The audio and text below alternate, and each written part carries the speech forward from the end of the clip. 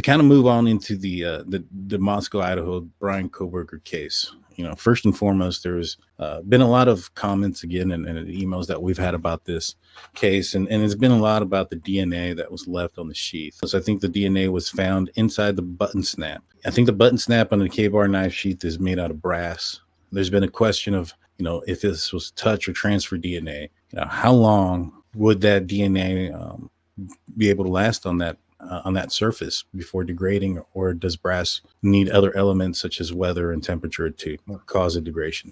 Well, that would have been recovered by, I would imagine, a lab tech. That's not something that you find the sheath on the scene and you would bag it, tag it, get it out of that element so it doesn't get thrown over on a table and get cross-contaminated from some other surface. So right.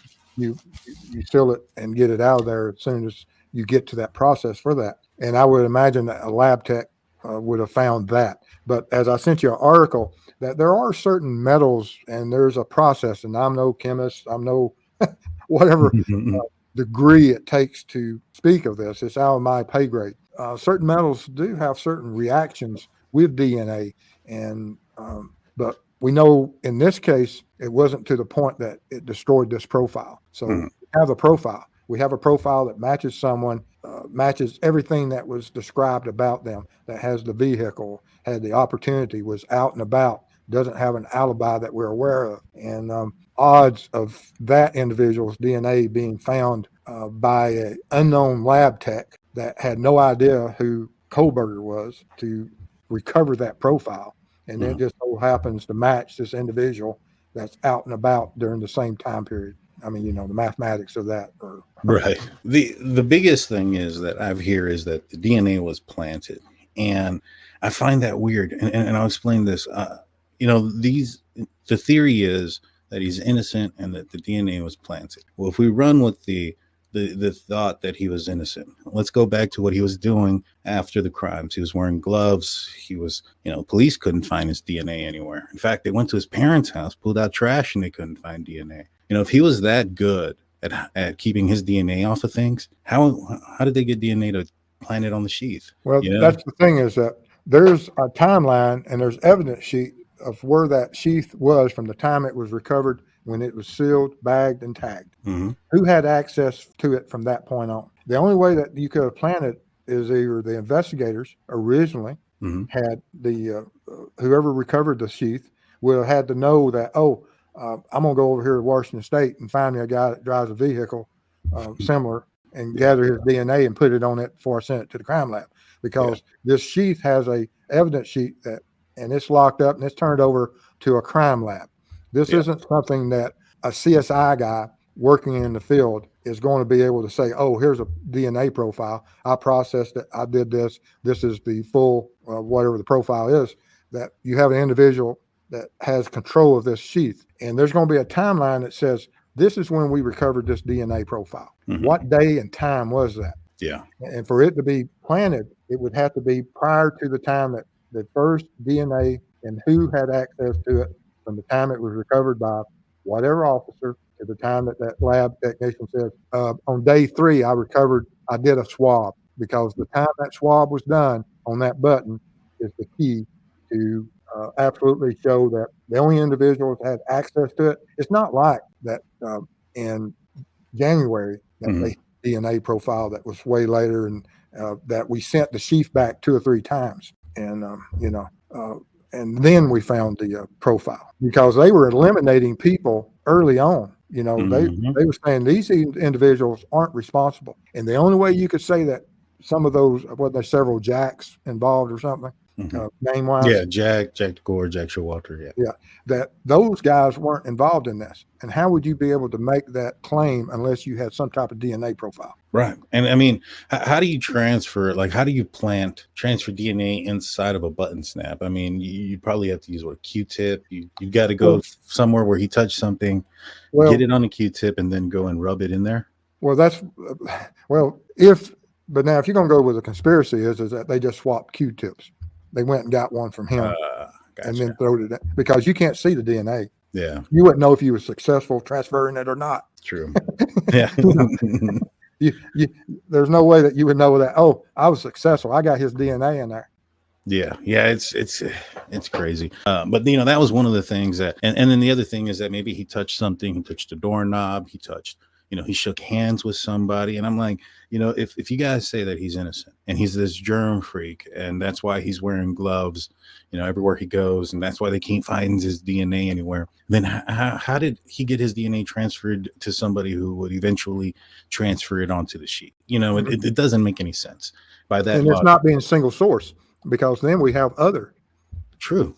That's exactly what I've been saying. I was like, and then in that situation, there should be a mixture of it, and it's not. The other thing that folks were saying was that there was blood under on the sheath. Why is there only one DNA there? Single source DNA doesn't mean that that's the only piece of DNA on that sheath. That just means that it's not mixed with anybody else's DNA. Yeah. There could have been the victim's DNA all over that on the back of it. I expect it was. I really do. Now, it was leather. Do you think that the leather protected the DNA sample inside of the sheath that was facing downward from getting contaminated with blood? Yeah, I mean, it could play a large role in it, absolutely. And also, that anytime you unsnap any type of sheath, once the knife's clear, where does that snap go back to? Even the male and female, they almost reconnect. Right. And it can almost be an umbrella effect. And there's probably a lot of things that could have hampered the other blood transfers, because it would have been a nightmare. Just think that if there was a passive blood flow that had ran over that sheath and filled up that button, we wouldn't be in this position today. Yeah. Oh, you're 100% right on that one. Now, you mentioned, bagging and tagging. So I'm assuming that nobody's swabbing the knife sheath there on the scene. I wouldn't be. I wouldn't even have any idea of that, because we don't know if we got fingerprints on that leather. We don't know what we have, because there's a lot of alternate light sources to process and look at these. Anything at a crime scene, the least amount of contact you have with an item, the least likely you're going to contaminate it with your own DNA, or you've touched another surface and you didn't follow the protocols and re-glove, or, as you do the gloving, on gloves, off gloves processes, as we saw in OJ, because that was what got a lot of that issues brought up with OJ Simpson case, of not following protocols of how to collect each individual piece of evidence. We'd have to look at all that.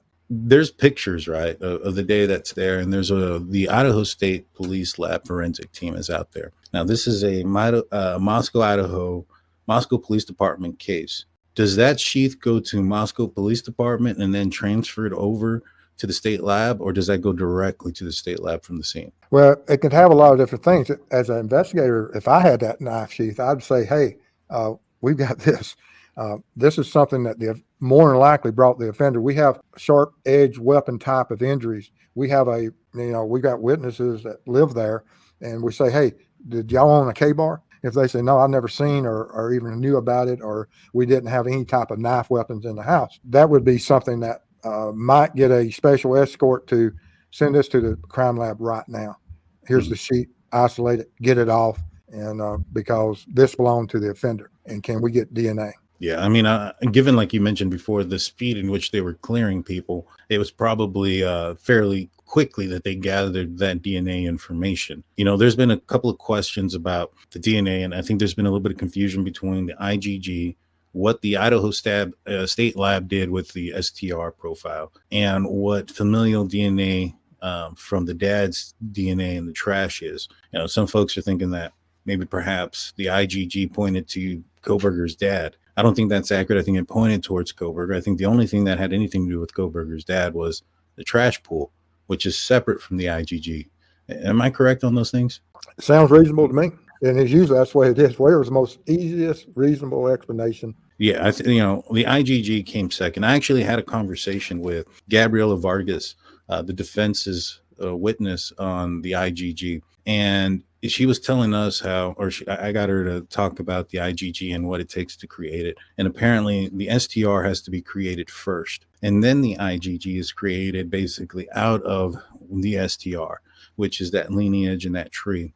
If that's the case, right, and Bryan Kohberger was connected through the STR profile after they found the DNA that connected to his dad, do you think that the IgG can have any effect on the case? I mean, I think even if you get it thrown out, it's not being used anyways, but I don't think that the fruit of the poisonous tree falls in there. I think, with the STR profile. Yeah, no, I agree with which the court they'll sort that out. I mean, but I agree with you. I don't think that if they're not going to use it, they're not going to use it, and it's a non-issue. They're trying to suppress the grand jury and all the other stuff. And the indictment is what they're trying to get thrown out. So I think they're just throwing everything against the wall, see what sticks and what can get suppressed, and it's not working right now. Yeah, I agree with you on that. I agree with you on 100%. Let's see. All right, we're going to ask a few questions, and we're going to get into this video that you did on the Bryan Kohberger case, referencing what you can see at nighttime, and very similar to the scenario in which Dylan Mortenson found herself in that night of November 13th. It says, could the DNA being in the snap have protected it from the elements? Yeah, I think I asked that one. The umbrella effect. Yeah.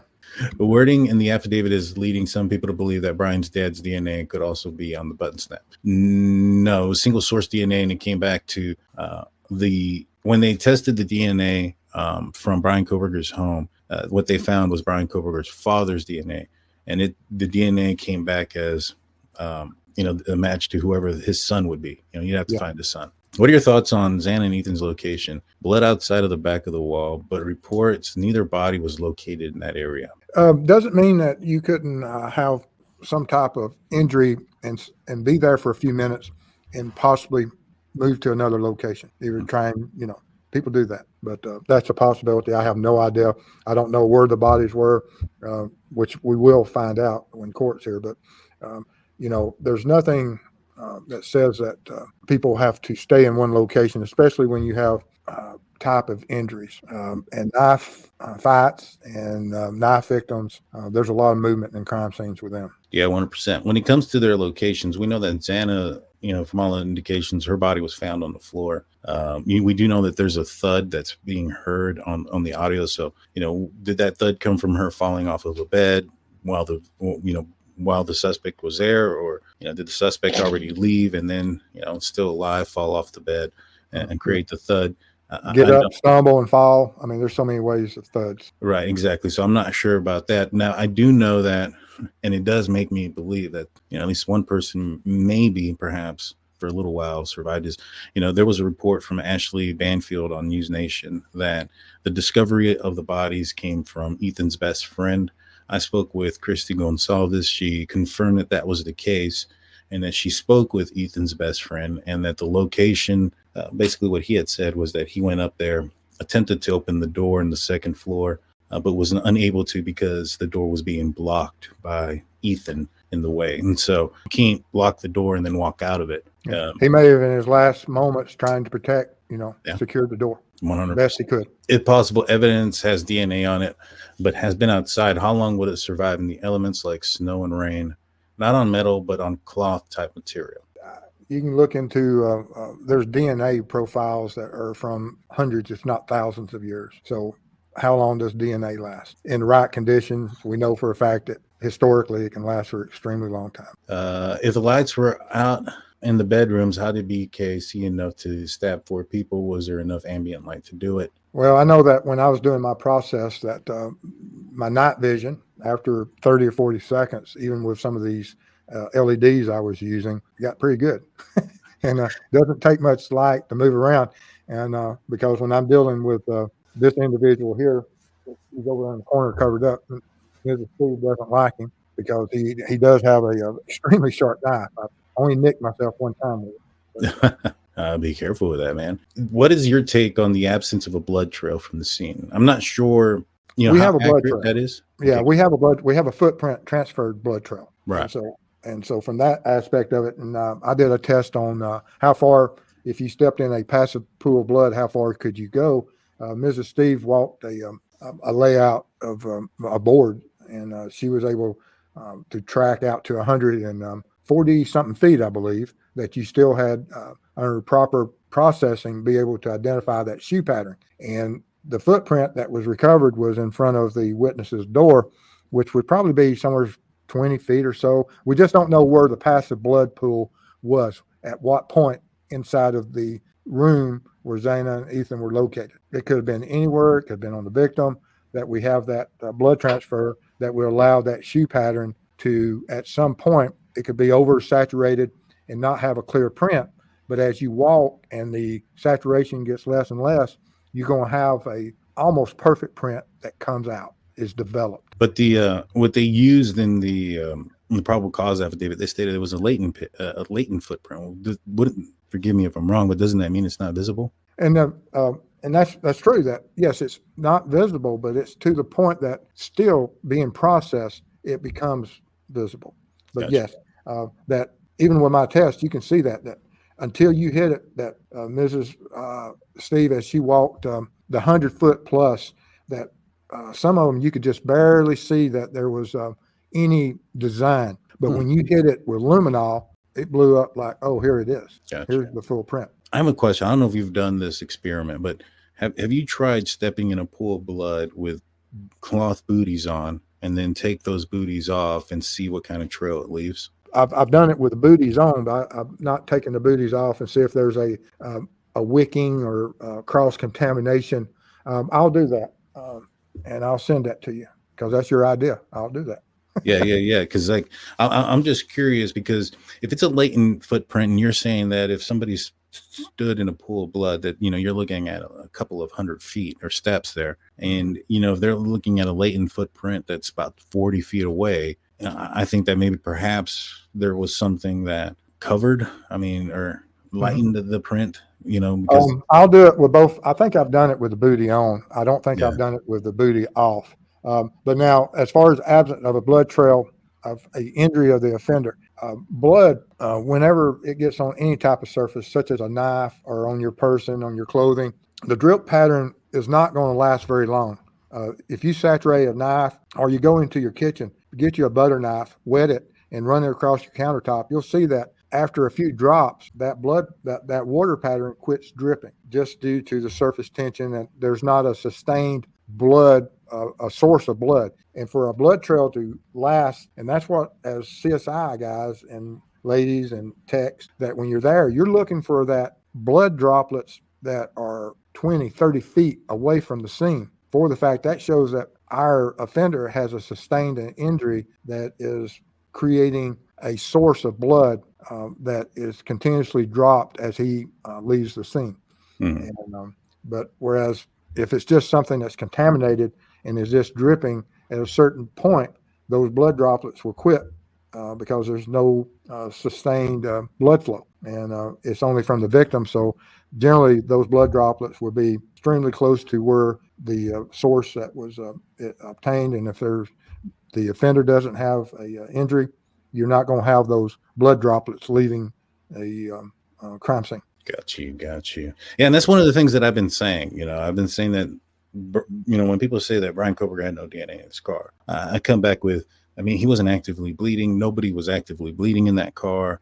For there to be blood everywhere, the only place that there would be blood is if wherever there was blood on him and he contacted somewhere. Now, if he took off his clothing and had a change of clothes before he went in and wiped himself off, then he's limiting the area that he would have to obviously clean after the fact. He had 7 weeks to clean up the car. After thinking about it, and given his knowledge and forensics and things like that, I think that it was possible that he cleaned it up to the point where there was nothing there left anymore. Or even if there was, it's not where you can process it to get a DNA profile. Yeah, 100%. Let's look at this. So what is this test that you had done? Explain that to us. And well, this test here was even in the full light position. If you look at the right hand as he faces you, it'd be on your left. But if you were holding a knife in your right hand, if you look in that position, it's hard to see that this individual has a knife that he's holding. It has almost a 7-inch blade on it, even in this image. I created this to show that in those low light conditions that he may have had this knife in his hand, and the witness, this test served a couple of purposes of what could the witness see of the offender and what could the offender see of the witness standing in that doorway. This test was to create low light conditions, and whereas there's so many variables of how that offender, as he came across through certain lit areas, the intensity of that light, would you be able to see facial features? And would the offender be able to see in the doorway when she was standing there through the shadows of what they could see? I wanted to get a perspective of that. While I don't have the neon lighting source they had, I did create multi-source LED lighting was able, as you can see here, as he comes across the room, these low light conditions, you can't see anything around his waist area, but certain areas you can see his facial feature. And given the fact that the lighting source here is hitting his face, would that make the other parts that are in the shadows much harder to see, given that there is a light source that's coming up from that area? Working in low light conditions, if you have anything backlit behind him, it actually shadows the face. Right. So if there was light behind him that was very bright, it would almost offset any of this lighting coming from this angle. But there's only a very narrow window. That doesn't say that I'm anywhere close to what the light level was, because they could have been reflected light off of different appliances, walls, night lights. They had windows too. Yeah, windows that could come in and reflect off the wall. It gives it a far easier ability to identify the offender. Yeah, because right here, I mean, I think that the human eye can allow in a little bit more light than a camera can, so it'll probably be a little bit lighter than this. But This not much. Right. This will probably be a pretty fair image of what she may have seen. And like you said, wearing dark clothing, being in the shadows in the dark, I think that a higher light source like that, illuminating the top part of his head, maybe it would cause, it'd be difficult to see. It sure looks like it's hard to see anything here. I mean, I think I would have difficulty even saying that this person has bushy eyebrows in this light. Yeah, you can see that location with me. You can identify me. Yeah. If you knew who I was. That's true. All right. So that's the light source that you created, that you put up there. And I put the victim, and I have the door hinge wrong, but whenever I was creating it, I put them in the most exposed position, that if the door is open, regardless of which way the door is hinged, that they're standing inside or standing fully exposed in the door frame itself. And I wanted to see that through the shadow effect in the low light conditions, would you be able to see that her? Now, if the door is hinged the other way, she may have only had the door cracked 4 inches, and only looking through a 4-inch crack, which of course Kohberger absolutely wouldn't be able to see her, for the fact that when we get to the end of this video, you'll see that even when she's standing in the threshold, this here is where she's standing 32 inches back. Even the full lit area, you're starting to have shadow effects that you really can hardly even see her. Or this mannequin I have placed here. But when you put them in the, when we get on into the video, you'll see the other presentation also. Yeah, I mean, even in this well-lit area, it's hard to see that person. Yeah, I have a skeleton on the wall. So I assume this is the dark. This is when I turn off the lights. I come in there. You can see that you have that dark opening. This is the first path of when she's 32 inches inside. Absolutely. Even with my human eye, I could not see her, which is a little bit lighter than this. And I ran this path 2 or 3 times. I need to take my glasses off on this one to see. I don't see anybody. Oh yeah, I'm standing there looking in. And that's the other thing, I mean, if the rumors are true, and these are also rumors as well, that supposedly Dylan yelled something out, whether it's be quiet or whatever the case may be. If he's in the other room, tunnel vision, he may have heard somebody yell, but not know. He hasn't gone down, to the first floor yet. So he doesn't know where they are. He may have just, said it's time to get out and walk straight out the door and not see him. When I set this mannequin up, I stacked the deck against the mannequin. I put white T-shirt on it, blonde hair. I put the most highly reflective styrofoam piece of what I put everything that if it's going to reflect and you can see them, you're going to be able to see them in these low light conditions. I tried to stack it, put her fully out there in the threshold. This was probably the most surprising part of the video, that even in this low light, that with my training clearing houses, I would have seen her. But if you're just been in 4 bites, you may have walked right past her and never seen her. Oh yeah, tunnel vision too. It's a real thing. If he's like, I got to get out of here, it's time to go. Somebody yelled something out, and he's focusing in on the exit. He may never. She could have been out there, and because he's looking in that direction, never seen it. And, geez, I didn't even know you got that close to it. That's what I'm saying. I'm standing in the threshold, and at arm's length, I'm using as you'll see here, I'm using my console to light up the face. Yeah. And when you take the light source off, she disappears. Yeah. And I'm 20 inches from her. And then I went in and created another backlight with if there was lighting in the kitchen area from night lights or ambient light to see if it gives a better view. And that's what this, when you come in here, this next one is. I tried to stack the deck. I brought in these low light lanterns to give it even more of a lit area to create shadows to check. Yeah, I mean, that's hard to see. But like I said, there she is at my fingertips. Yeah, I mean, that's, like I said, I mean, a lot of people are looking at that situation and looking and dissecting it and seeing, these things that are, they can't tell that this is possible, that he could have missed her. She couldn't probably have not been 100% sure of what he was doing or what he was wearing. But law enforcement knows the exact light level, and hopefully they documented it far greater, because I'm having to speculate and guess. They would have asked the witness what lights were on, where was he standing when you saw those features, what's those distances. They'll have it diagrammed out, mapped out, and be able to present that to a court. And that's the problem I had with them taking the house down. No one else will ever be able to stand in those locations and those as close as we can, regardless of what the sounds were. If you lit the house up identically as the time frame, you're going to be able to see certain things. Yeah, I think you make a very valid point about what you can see and what you can't see inside that house. Because, I mean, they can replicate the house all they want, but it's not the same. It's not the same. It's not the same house. It's not positioned, in the same place. Does the sun hit the house in a certain way that illuminates, or the moon hits this house in a certain way that illuminates the interior? Those type of things that we'll never know now. Yeah. Yeah. You look at this. I mean, the silhouette is extremely disturbing, and I'm sure that that's going to be pretty close, I would imagine, regardless. I would think so too. I mean, there's no hair, right? We know that there's no hair, because if there was hair, they would have tested that. There wouldn't be need for the DNA off the knife sheath. So that tells me that there was no DNA under fingernails or any of those type of things. DNA, hair is easy to come off. I think that he would have probably been wearing something like that to prevent hair from falling off. What other things can somebody do to prevent, losing hair? Well, I mean, just like the restaurant business, you got hair nets. I mean, how prepared was he, this offender?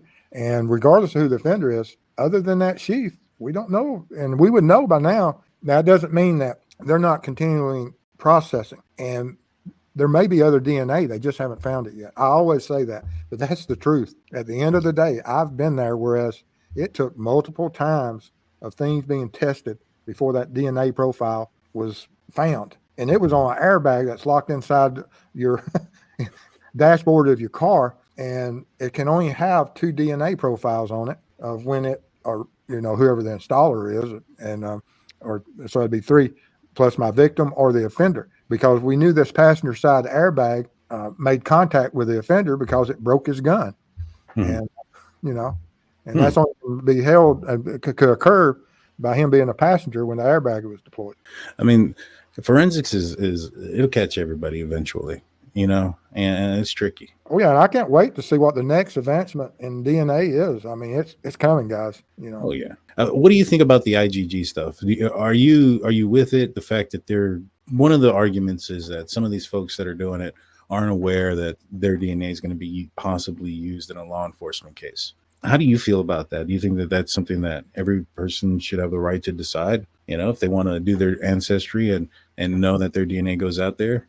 That's up to them. Well, how do you feel about it? I think that if you go out and commit a crime, you that if it's going through the court surface, and there will be precedents set for this.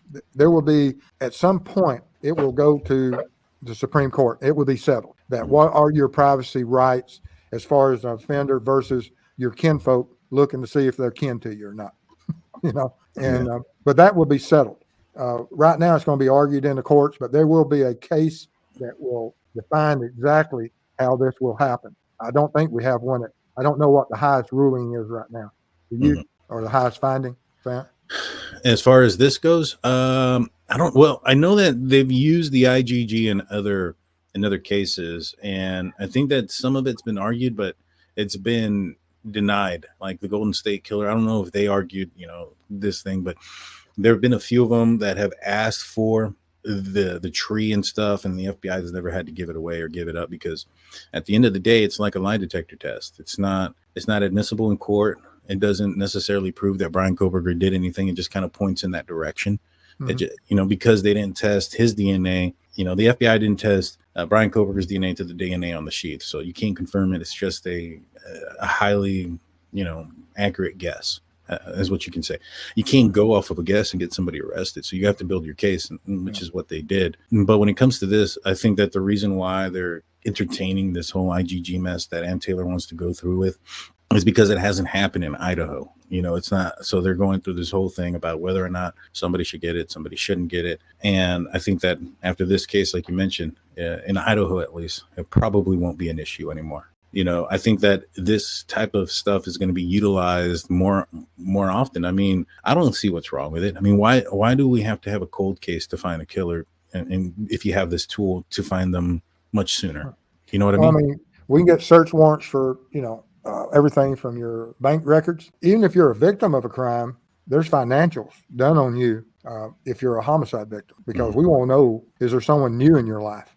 Are you spending money? And that they would have done that. Now, I expect that they would have done all this to see if there was any type of relationships for the fact that where did you travel? What did you spend money on? Is there someone new in your life? I mean, that's just part of homicide 101. I mean, you've got to know everything about that victim, doing that victimology of persons that have entered your lives, because typically you are the victim of someone and you have a relationship. Not always, as we see sometimes, but because not all four of these would have had a relationship. Which one of them? And they may not even realize, because that's the thing when you're dealing with psychopaths. It's not what your relationship is. It's what his perceived relationship is. Yeah. That's all that matters. To me, I think that you're absolutely right when it comes to because people ask, like, why would he do this? Why would he do that? And I'm like, you're trying to add reason to an unreasonable situation. But when it comes to like Kohberger, as far as like, why he did this, or if there was an infatuation with one singular victim, I don't see the evidence for that. I don't see the evidence for somebody that's angry, somebody who's been, who's upset because they were turned down or things like that. This person went in, drove around 3 times, waited for the right moment to go in. To me, everything points to a thrill. To me, it points to, BTK type of person who it's not necessarily the victims. It's the act. And, maybe the victims to a certain extent to create, a higher profile case. Because, when it comes to like some of these theories that are out there, like, oh, it's the frat guys. And I'm like, well, if you're looking at something that's out of rage, right? Because if this guy, in a frat case, he's mad, he's drunk, the drug of choice that they're saying that he's using is steroids and that he has roid rage, those type of scenarios don't usually typically end up with little DNA, little noise, no breaking of entry. I mean, if the guys want to go through 3 people to get to one, is he really going to drive around 3 times before he goes into the house? Yeah. Those things tell me that this guy, it was more of a thrill. The knife aspect of it, I think, is more of the stealth aspect versus the personal aspect. When it comes to the other evidence that's out there for Bryan Kohberger, the phone aspect, I'm not sure how much you're aware of it, but they did a warrant for his GPS locations on his phone. Are you familiar with how accurate those locations are comparable to the locations that you get from triangulating a phone? From my understanding, just analyzing what the father said, what Steve said, that we're going to be made aware of a tracking ability. Investigators are not aware of. Not all investigators, but we will be made aware of after this case, because he mentions in that interview almost as if we know the location where he stopped momentarily. And look, that's some pretty precise information. If they have that, it doesn't matter, guys. It doesn't matter about the DNA. Do what you want to with it. Because if they got you 40 feet from a window and turning around in a drive, if they have that much data on you, it's a done issue. We won't even have a trial. I can't see there being a trial. If they can't fight and stop that indictment, the DNA is the least of their problems. If this other tracking stuff is there. Oh, yeah. I mean, they also have the phones downloaded of the victims. And so if he was there or even inside that house at one point when they weren't, he's done. It's not like they have a big time frame, a big gap that they have to go through. It's very small. It's a few months. It's June to November. And that's where you have to show that these victims, through their financials, that we don't have an ongoing relationship. I mean, it's one thing if he's a boyfriend. That's true. And we eat and went out to dinner and we had all kind of great times together. It's one thing. But it's not if we just drove in from Pennsylvania, started school in Washington, and we like to drive at night.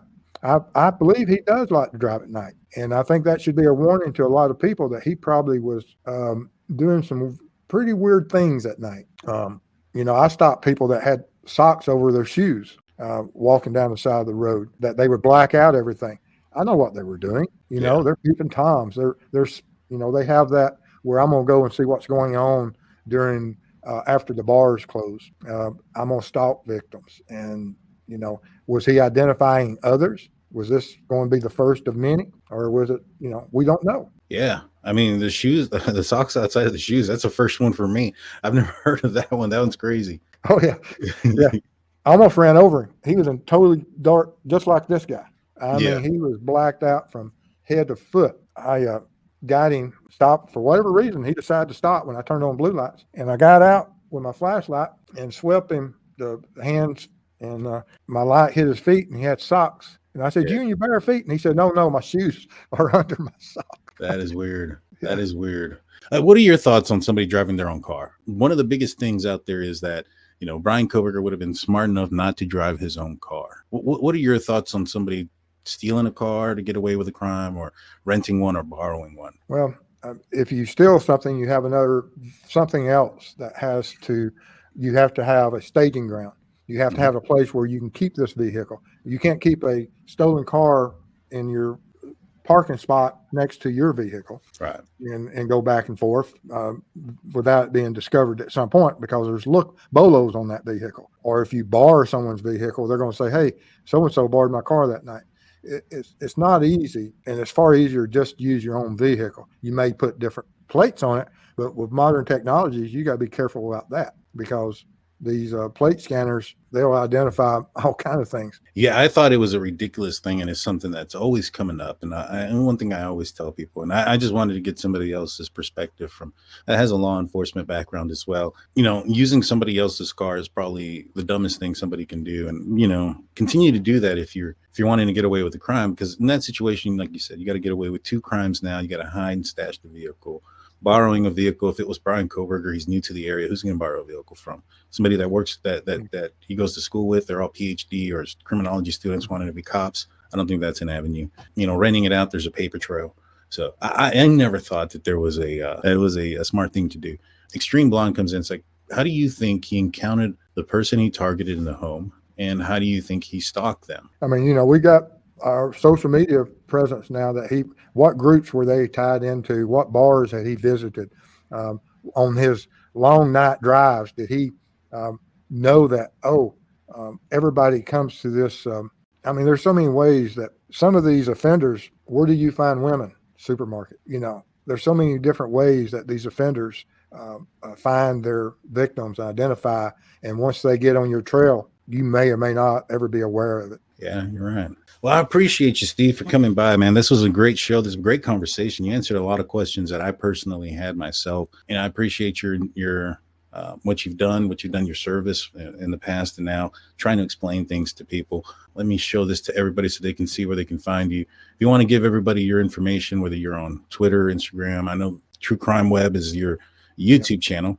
That's pretty much it. I don't know what Mrs. Steve does with everything in the background. We work cold cases, and I'm so busy all the time on the road, traveling on a lot, and we got a lot going on. Yeah, I never realized when I started my channel, which I originally started it just to become a spokesperson for law enforcement, and to advise people this is how law enforcement looks and, at certain things, and never realized that families would start contacting me to help work cold cases, and I'm in a position I've never been in before, and these families appreciate it so much, and I enjoy doing it. Yeah, I agree. Thank you again, Steve. Again, it's True Crime Web. Go check him out. Let him know that you got his channel through us. He has a few more things that are going to be coming up in the Delphi case and in the Kohberger case as far as test goes. Go check that out. You don't want to miss it. I appreciate everybody that's tuned in, all our members, mods, subscribers. If you guys are still here and you're not subscribed, what are you doing? Hit that subscribe button, hit that like button. Until next time, guys, we'll see you later. Peace.